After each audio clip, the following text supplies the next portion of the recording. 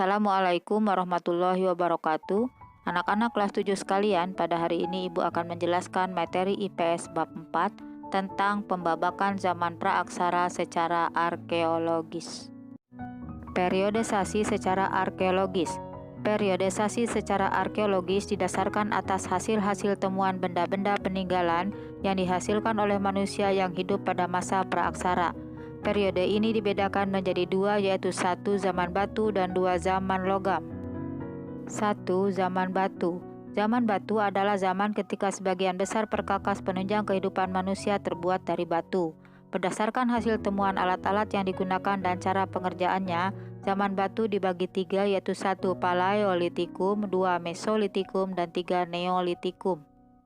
1. Paleolitikum. Paleolitikum berasal dari kata paleo artinya tua dan litos artinya batu, sehingga zaman ini disebut zaman batu tua.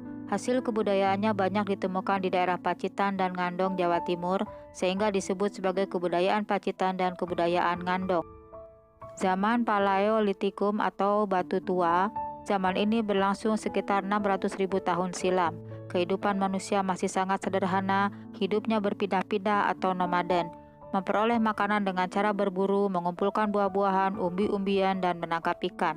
Alat yang digunakan terbuat dari batu yang masih kasar dan belum diasah. Contoh kapak perimbas dan alat serpih untuk menguliti hewan buruan, mengiris daging, atau memotong umbi-umbian.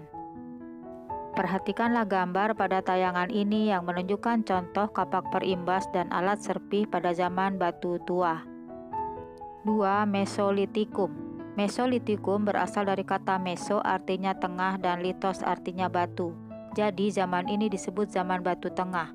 Hasil kebudayaannya sudah lebih maju. Manusia sudah hidup menetap. Ciri kebudayaannya adalah 1. Kejogen Modinger, artinya sampah dapur berupa timbunan kulit kerang yang menggunung dan menjadi fosil. Ditemukan di sepanjang pantai Sumatera, yaitu antara Langsa dan Medan. Ditemukan pula kapak genggam disebut pebble, kapak pendek, batu pipisan atau alat penggiling. Perhatikanlah gambar pada tayangan ini yang menunjukkan contoh kejogen Modinger. 2. Abrisaurus, yaitu gua-gua yang dijadikan tempat tinggal manusia purba yang berfungsi sebagai tempat perlindungan dari cuaca dan binatang buas. Alat yang ditemukan yaitu alat dari batu seperti ujung panah, flex, batu pipisan, alat dari tulang, dan tanduk.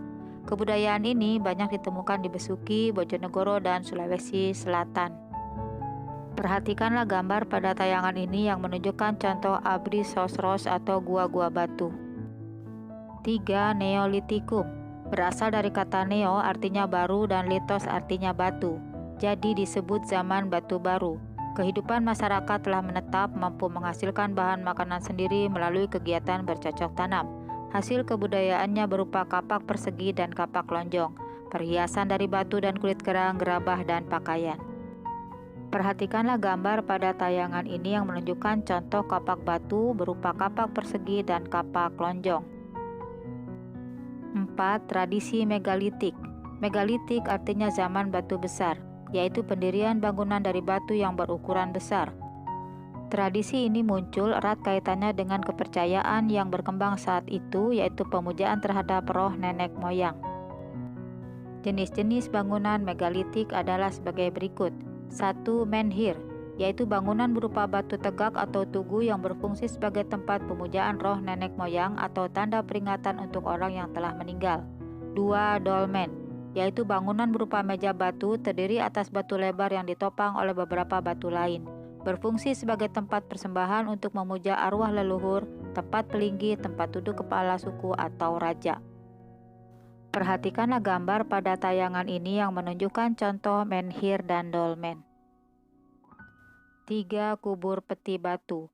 Adalah tempat menyimpan mayat dibentuk dari 6 papan batu dan penutup peti. Papan batu disusun langsung dalam lubang yang telah disiapkan.